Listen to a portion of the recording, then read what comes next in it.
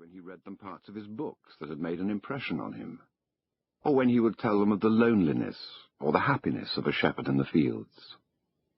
Sometimes he would comment to them on the things he had seen in the villages they passed.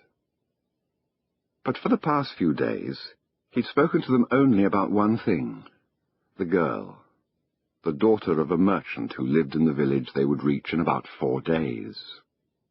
He'd been to the village only once the year before. The merchant was the proprietor of a dry goods shop, and he always demanded that the sheep be sheared in his presence, so that he would not be cheated. A friend had told the boy about the shop, and he'd taken his sheep there.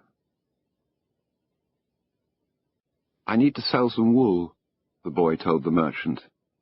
The shop was busy, and the man asked the shepherd to wait until the afternoon, so the boy sat on the steps of the shop and took a book from his bag.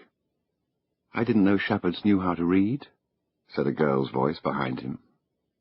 The girl was typical of the region of Andalusia, with flowing black hair and eyes that vaguely recalled the Moorish conquerors. "Well, usually I learn more from my sheep than from books," he answered. During the 2 hours that they talked, she told him she was the merchant's daughter, and spoke of life in the village where each day was like all the others. The shepherd told her of the Andalusian countryside, and related the news from the other towns where he had stopped. It was a pleasant change from talking to his sheep.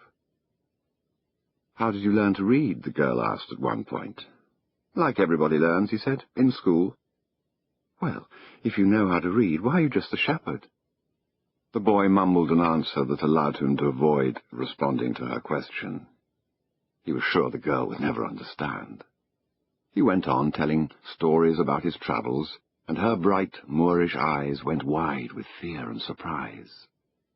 As the time passed, the boy found himself wishing that the day would never end, that her father would stay busy and keep him waiting for 3 days.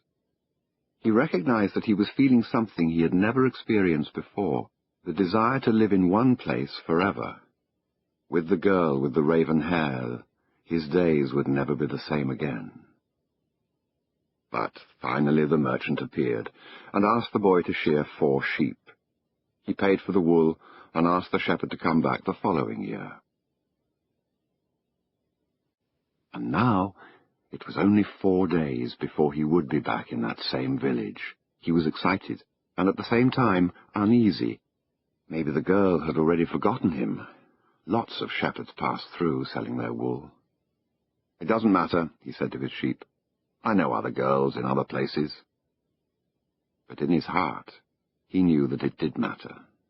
And he knew that shepherds, like seamen and like travelling salesmen, always found a town where there was someone who could make them forget the joys of carefree wandering.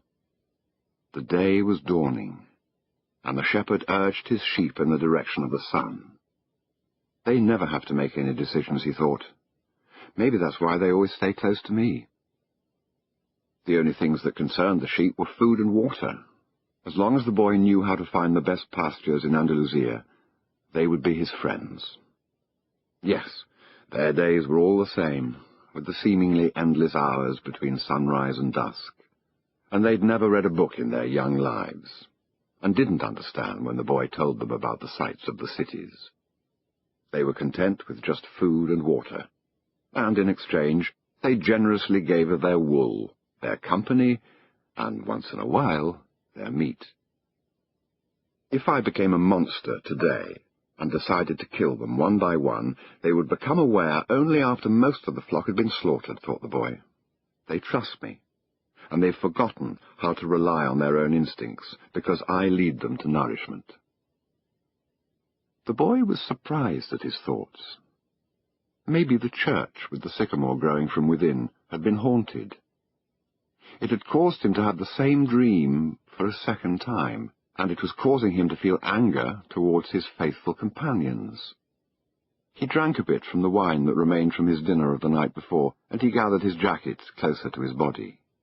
He knew that a few hours from now, with the sun at its zenith, the heat would be so great that he would not be able to lead his flock across the fields. It was the time of day when all of Spain slept during the summer. The heat lasted until nightfall, and all that time he had to carry his jacket. But when he thought to complain about the burden of its weight, he remembered that because he had the jacket, he had withstood the cold of the dawn. We have to be prepared for change, he thought, and he was grateful for the jacket's weight and warmth.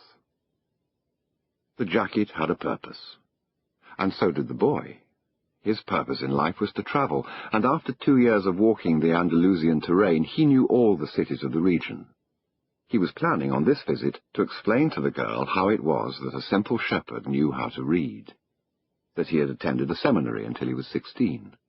His parents had wanted him to become a priest, and thereby a source of pride for a simple farm family. They had worked hard just to have food and water like the sheep. He had studied Latin, Spanish, and theology. But ever since he had been a child, he had wanted to know the world, and this was much more important to him than knowing God and learning about man's sins. One afternoon, on a visit to his family, he had summoned up the courage to tell his father that he didn't want to become a priest, that he wanted to travel.